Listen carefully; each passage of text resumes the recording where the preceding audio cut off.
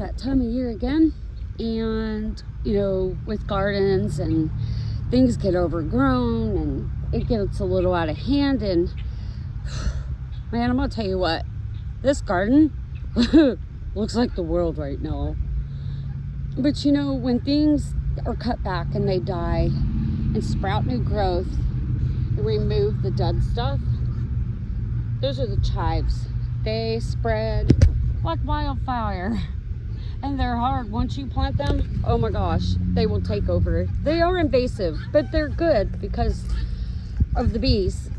But something I noticed when I was out here pulling weeds, you know, this is the strawberry bed, and weeds grow near strawberries. Let's see if I can get a good one. Pull this dead stuff off without pulling my strawberry up. Something I noticed is when a good plant that bears fruit, close by are the tares, things we don't want, and that broke off. That'll come back up. Have it. Oh well, it's okay. But you know, we're all planted somewhere in the garden, and the world is the garden. You know, the word tells us this. And you go through and you go to each little section and help people see the love of the truth, because that's what the Father wants, and help them to get rid of weeds that are in their garden. The mindset, the heavenly mindset. And some have a seared conscience, but God still loves them, and Jesus still died for them. And we are to help others after we take the beam out of our own eye to remove the speck of our brothers. And it's a speck because they don't understand. But if you do, it's a beam, because you're held more accountable at a higher level. And I think a lot of the old timers, they knew this, and some weeds are a lot bigger than others. Some weeds have a lot more roots that have to be brought up, because you don't always get every root out, and that's what we go through aka today, to help. Now see, this looks like one little, that's a taproot, but see if I can do it and not make a mess of this. When you pull it up, it branches off and it has a whole lot more roots to it.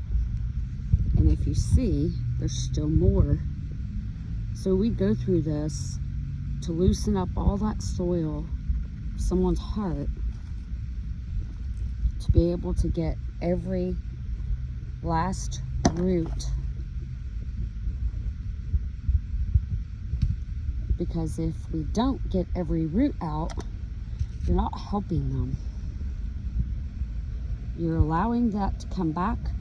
And I tell you, when you pull a weed and they know you're pulling them, well, I guess it's in the DNA of the plant, they come back with a vengeance. And they're even bigger.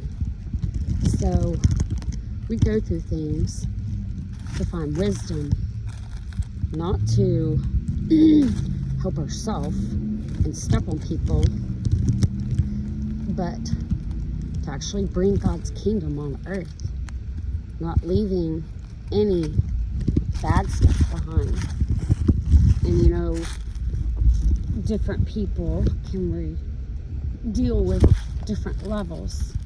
Some can only handle things that have a little tiny taproot, and then you get these little clover-like, but they have so many roots, and it takes so much to get those little tiny roots out to help them be made free. We are set free, but to be made free, it's a process that we go through. And not one root or branch will be left, which will leave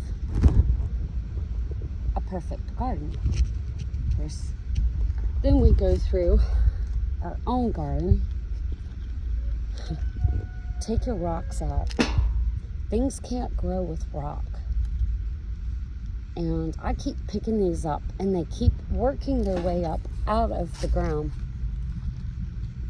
That's where I had cardboard down there. I didn't get all of the, and where the cardboard was, the tape, look, bad roots.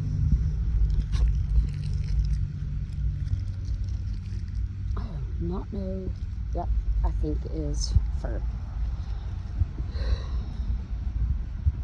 Yeah, this looked like a bird that had gotten, went back to the earth.